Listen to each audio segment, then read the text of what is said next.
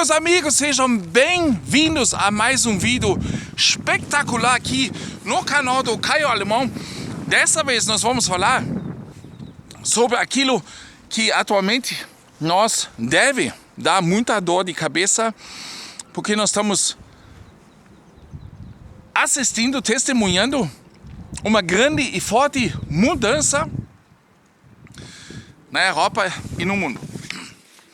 E normalmente, gente, eu não peço nada para vocês, né? Eu não peço de ajudar o canal financeiramente. Eu não peço de dar um joinha. Eu não peço nada de fazer uma inscrição. Mas hoje, nesse vídeo tão importante, eu vejo que eu preciso pedir para cada um de vocês que compartilha esse vídeo tão relevante. Por favor, gente, façam isso não só para ajudar o canal, principalmente para ajudar outras pessoas a poderem ter uma outra noção das coisas que vem acontecendo atualmente. Por isso, então é importante de ajudar e compartilhar. Se você seguir o rastro do dinheiro, rapidamente ficará claro quem se beneficia desse cenário de crise que nós estamos enfrentando atualmente. Na verdade, a gente não está saindo nos últimos 5 anos das crises, né? Antigamente a gente teve um tempinho para poder respirar, né? 2008, crise imobiliária, etc., né? Mas agora, crise, corona, crise, clima, crise, guerra, etc., etc. A gente não está mais saindo dessas crises, a gente vai de uma para outra, tá entendendo? 900 bilhões de euros em novas dívidas na Europa significam não apenas tanques e mísseis, mas acima de tudo fluxos de caixa gigantesco.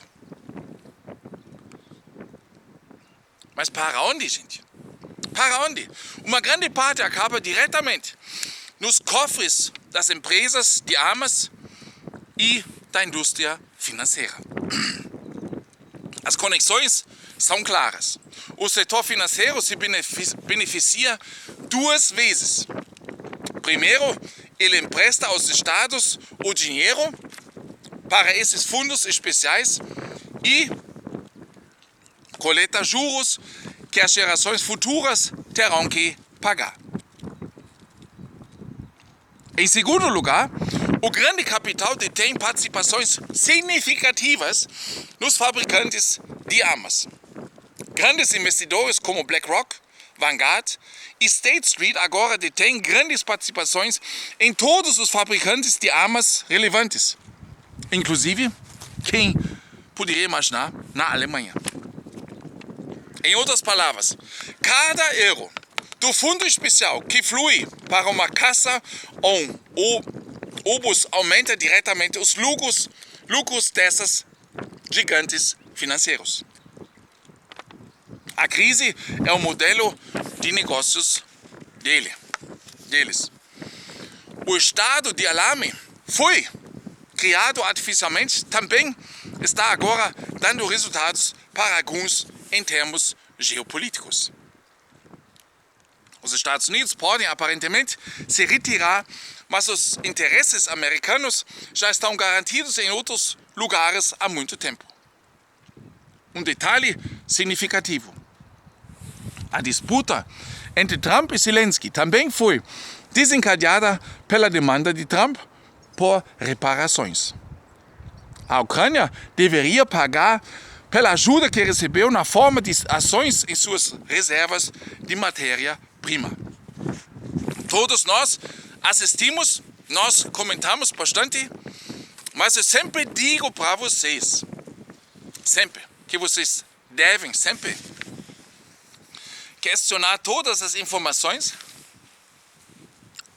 duvidar de tudo e sempre se perguntar quem é que está, no final, ganhando com isso.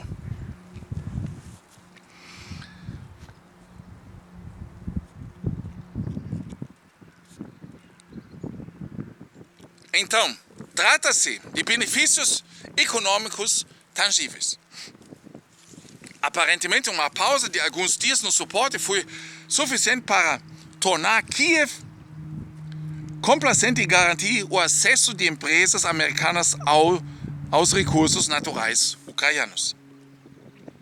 Então, se fechou o círculo. O que é vendido como um dever moral de dever à democracia acaba se revelando um investimento difícil. A guerra como investimento. Um sofrimento para alguns, uma oportunidade para outros. Enquanto isso, a própria Europa está tropeçando em uma economia de armas que lembra tempos que há muito se pensava terem passado. Enquanto a vitrine retrata o grande perigo do leste, as caixas registradoras tocam ao fundo. A mobilização total, frenética, que estamos vivenciando atualmente vai muito além de qualquer medida razoável de capacidade defensiva necessária. Esse vídeo, olha gente, vai muito longe, tá? Mas eu espero que vocês continuem ligados porque tem muita importância. Considere isso. Os países da Europa Ocidental e Central já gastaram mais de 300 bilhões de euros nas suas forças armadas em 2022. E a tendência é de forte crescimento. Agora, dezenas de bilhões a mais devem fluir anualmente, além de orçamentos especiais financiados por dívida em abundância. A Europa está se tornando um Eldorado das armas. E os aproveitadores estão se alinhando. Da Rheinmetall a Lockheed Martin, da Goldman Sachs ao Deutsche Bank. Para eles, as crises são uma benção. Cada novo pedido de tanque, cada emissão de títulos preenche seus livros de pedido. No final, todos nós pagamos a conta. As pessoas comuns, como você e eu. Pagamos com nosso trabalho, com nosso dinheiro, mas também com oportunidades futuras perdidas. No pior dos casos, com a vida dos nossos filhos. Enquanto centenas de bilhões estão sendo investidos em aço e explosivos, faltam investimentos necessários em outras áreas. Educação, saúde e proteção ambiental. Claro, agora eles aumentaram aqui na Alemanha por mais 100 bilhões para investir na proteção climática, gente. Visto sob essa luz, há uma ameaça de dano duplo, econômico e social. Mas no atual clima de alarme, isso é generosamente ignorado. Segurança em primeiro lugar, todo o resto depois. A gente conhece isso, né? Fique em casa, o resto a gente vê depois. E agora a mesma coisa, segurança em primeiro lugar, o resto vem depois. A narrativa da crise justifica qualquer redistribuição em favor do complexo militar industrial. O novo normal significa apertem os cintos porque os canhões estão falando. Aonde tudo isso leva? Quando você junta as peças do quebra-cabeça, percebe que, no fim das contas, trata-se de muito mais do que a Ucrânia ou a Rússia. Trata-se do sistema financeiro global, que está em terreno instável há anos. O endividamento desenfreado da Europa, impulsionado por crises permanentes e encenadas, parece ter como objetivo deliberado inicialmente atrasar um colapso do superendividamento para então permitir um reinício global sob novos auspícios. Palavra-chave: Great Reset. A ideia de tal reinicialização já circula pelo mundo há algum tempo. Eu acho que a maioria de nós já vimos isso também. Klaus Schwab, concierge do Fórum Econômico Mundial, defende abertamente uma grande reinicialização da ordem global para criar uma nova arquitetura financeira. Curiosamente, as crises atuais fornecem precisamente o pretexto para implementar medidas extremas de política monetária e fiscal que seriam suicídio político em tempos normais.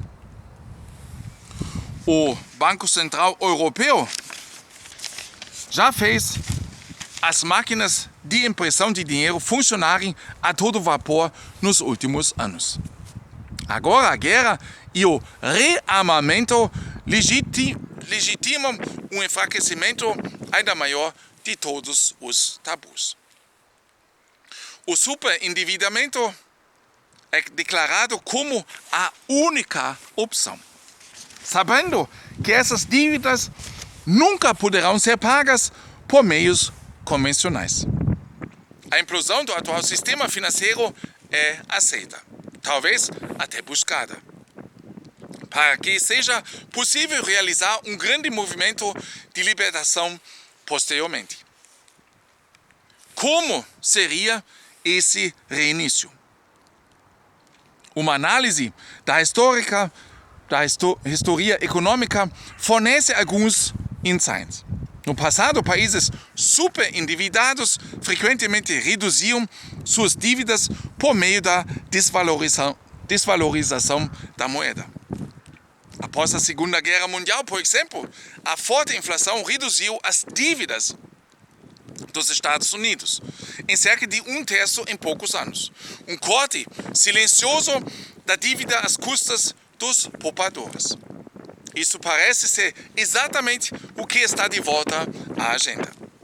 Os preços exorbitantes dos últimos 2 anos, às vezes taxa de inflação de 2 dígitos na Europa, não são um acidente, mas sim uma ferramenta. Eles derretem o valor real da dívida nacional como um boneco de neve no sol. É claro que a população e a economia sofrem com a inflação, mas, da perspectiva dos países endividados, a inflação também tem efeitos colaterais úteis. Ela desvaloriza os passivos. Qualquer um que pense mal disso é um canalha. E depois há a revolução digital do dinheiro. As moedas digitais dos bancos centrais, seja o euro digital, o dólar digital, estão chegando. O que é inofensivamente vendido como um avanço tecnológico em transações de pagamento pode ser a ferramenta perfeita para um novo começo.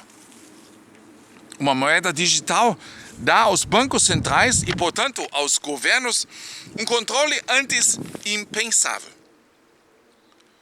Poder-se impor taxas de juros negativas sem qualquer possibilidade de recurso. Permitir que o dinheiro expirasse quando necessário ou controlar especificamente como ele pode ser gasto. É óbvio que o euro eletrônico e as outras moedas têm como objetivo colocar os cidadãos em um fluxo financeiro variável, que pode ser alterado a qualquer momento. Imaginemos, depois de uma fase de inflação galopante, isso é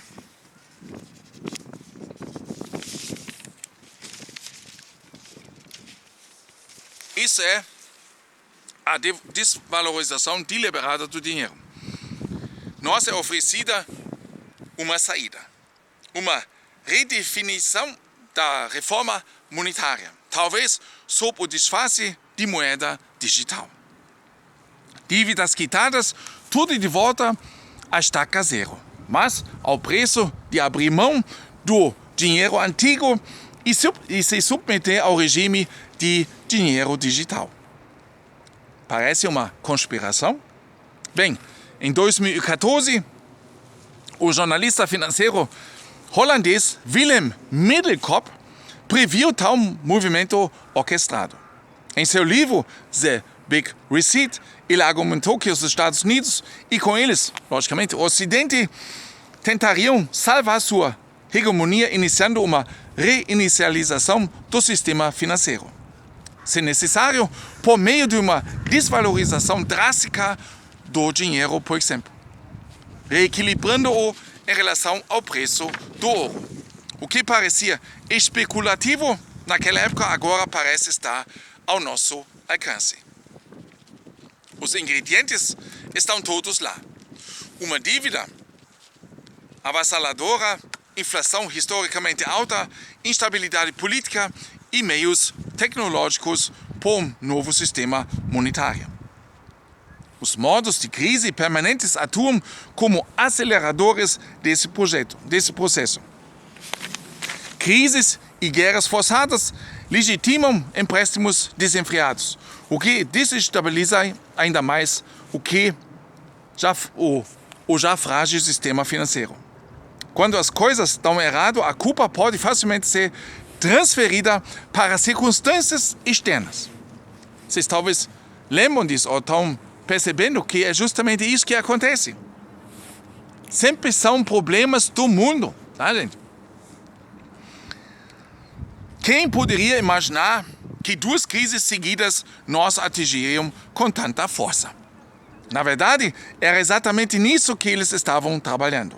A população será então apresentada à grande reinicialização como uma tábua de salvação sem alternativa. Sim, suas economias acabaram, mas estamos relançando com uma moeda digital segura. Confiem em nós. Essa vai ser o que nós vamos ouvir. É a jogada final das elites. Primeiro, elas criam a catástrofe, depois a usam para obter um ganho de poder antes impensável. Estamos vivenciando outra crise em fases. A retirada dos Estados Unidos da guerra na Ucrânia, acompanhada de um dramático trovão teatral, mergulhou a Europa em um estado de emergência artificial. Esse estado de emergência agora está sendo usado para impor políticas que vão contra toda a razão pública. Dívidas gigantescas e rearmamento que nunca seriam aceitos em circunstâncias normais. As evidências são esmagadoras. Primeiro, o drama do Salão Oval. Depois, em poucos dias, um plano de rearmamento da Europa, no valor de 800 bilhões de dólares, fundos nacionais especiais no valor de centenas de milhares de milhões de euros, a mais a eliminação das regras fiscais. Tudo supostamente inevitável. Parece um roteiro. Por trás da fachada das palavras agradáveis de liberdade e segurança existem um cálculo. É sobre dinheiro e poder. Trata-se de salvar um sistema financeiro falido, custe o que custar para a população. As crises criadas são meios para um fim. Bichos papões para nos forçar a tomar medidas que rejeitaríamos